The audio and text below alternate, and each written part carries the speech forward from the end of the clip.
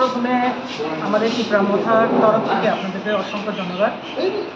তো প্রথমে আপনারা দেখুন, গত 19 তারিখ মে হোম অ্যাফেয়ার্স এবং হোম মিনিস্ট্রি থেকে সেন্ট্রাল গভর্নমেন্ট থেকে যে একটা নোটিফিকেশন বের হয়েছিল, সেটা হচ্ছে জাতীয় নিরাপত্তা রক্ষার্থে যে এখানে বাংলাদেশ, মায়ানমার কিংবা পাকিস্তান থেকে যদি কোনো বিদেশি অনুপ্রবেশ করে থাকে তাদেরকে চিহ্নিত করে পুশব্যাক করা। তো ওইটার মধ্যে আরও বলা আছে যে প্রত্যেকটা ডিস্ট্রিক্টের একটা স্পেশাল টাস্ক ফোর্স গঠন করতে হবে একজন পুলিশ প্রশাসকের নেতৃত্বে। তাছাড়া আছে আরও এই নির্দেশে আরও বলা আছে যে প্রত্যেকটা ডিস্ট্রিক্ট একটা ডিটেনশন ক্যাম্প করার কথা। যাকে সন্দেহ মানে যাকে বিদেশি বলে সন্দেহ হয় তাকে গ্রেপ্তার করে ডিটেনশন ক্যাম্পে রাখা এবং তার ডকুমেন্টগুলি রীতিমতো ক্রস চেক করা, এই সমস্ত নির্দেশগুলি দেওয়া আছে। কিন্তু আমরা দেখেছি এখানে রাজ্য সরকার কোনো স্টেপ এখন পর্যন্ত, আজকের ডেট পর্যন্ত কোনো স্টেপ আমরা বা কোনো রকম পদক্ষেপ নিতে আমরা দেখি নাই। আমরা খুবই আশঙ্কাজনকভাবে আছি এখন, কারণ ত্রিপুরা রাজ্য ছোট্ট একটা রাজ্য, এখানে প্রত্যেক দিন অনুপ্রবেশ ঘটছে, এটা সবার জানা আছে। গোটা দেশের মানুষ এটা জানে, শুধু ত্রিপুরার মানুষ না, গোটা দেশের মানুষ এটা জানে যে নর্থ ইস্টের মধ্যে ত্রিপুরাতে সবচেয়ে বেশি অনুপ্রবেশ এখানে ঘটে থাকে, যেহেতু চারিদিকের বাংলাদেশ দিয়ে ঘেরা। তো এখানে আমরা আশঙ্কা করেছি, এটার জন্যই রাজ্য সরকার কেন এখন পর্যন্ত স্টেপ নেয় নাই।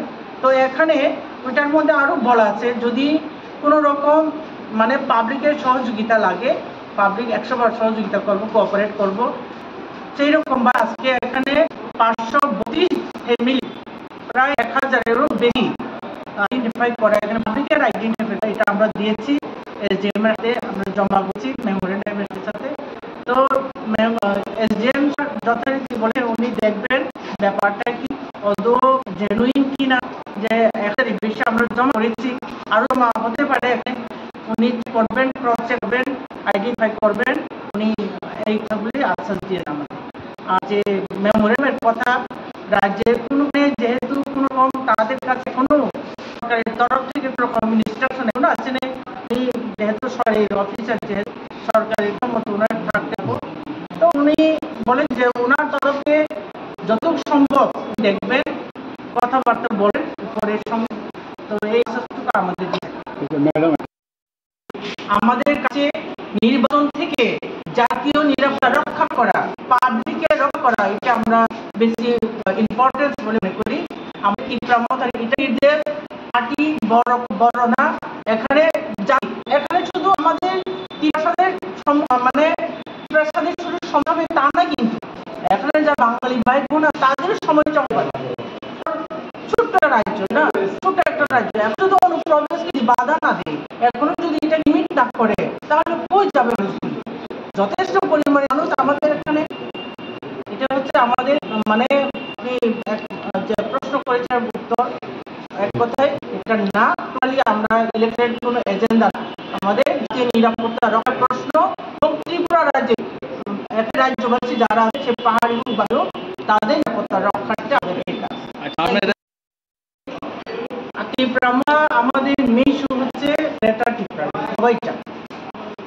তো আমার মেইন ইস্যু থেকে এটাও একটা জেনুইন, এই যে সেন্ট্রাল গভর্নমেন্টের যে নির্দেশ সেটা মান্য করা রাজ্য সরকারের একান্ত দরকার আমি মনে করি, বেইং এ সিটিজেন। তো এখানে রাজ্য সরকারের কোনো পদক্ষেপ নেই, আমরা কোয়ালিশন সরকারের মধ্যে আছি একবার, কিন্তু তার সত্ত্বেও সরকারের উপর আমাদের চাপ সৃষ্টি করতে হচ্ছে। তার থেকে মানে এই পরিবেশ থেকে বা এইরকম করার থেকে দুর্ভাগ্যজনক আর কিছু আছে মনে করি না। সরকারের ভাবা উচিত, এখন আমাদের দাবি আছে গ্রেটার ত্রিপুরা। আমরা আগে বুঝেছি যে এখানে অসংখ্য বাংলাদেশি অনুপ্রবেশ ঘটে, এখানে ডেমোগ্রাফি চেঞ্জ করে লেগেছে। তো তার জন্য এটা থেকে পরিত্রাণ পাওয়ার জন্য আমাদের দাবি গ্রেটার ত্রিপুরা থেকে গ্রেটার ত্রিপুরা। কিন্তু এখন রীতিমতভাবে গভর্নমেন্ট নির্দেশ দিয়েছে, সেন্ট্রাল গভর্নমেন্ট নির্দেশ দিয়েছে, সরকার মানা উচিত। রাজ্য সরকার, আমি আপনাদের থ্রুতে রাজ্য সরকারকে এটা অনুরোধ করবো, being a citizen, being a ত্রিপুরার মহিলা, বেইং এ ত্রিপুরার ওয়ারিয়র্স হিসাবে যে আপনি এটা মেনটেন করুন, যেহেতু রাজ্যে কি রাষ্ট্র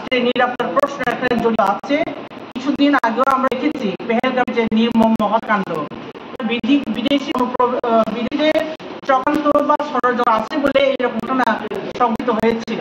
তো ওইটা থেকে আমরা শিক্ষা পেয়েছি, আমরা জানতে পেরেছি। তো এখন মাননীয় সরকার মহোদয়, আপনি একটু সজাগ হন, এই রাজ্যকে কিভাবে শেখাবেন, কিভাবে সুরক্ষা করবেন, এই এখানে প্রকৃত নাগরিককে চিহ্নিত করা, নিজেকে চিহ্নিত করে পুষবে করা, এটা আমাদের একান্ত দায়িত্বের মধ্যে পড়ে বলে আমি মনে করি। তো আপনার কাছে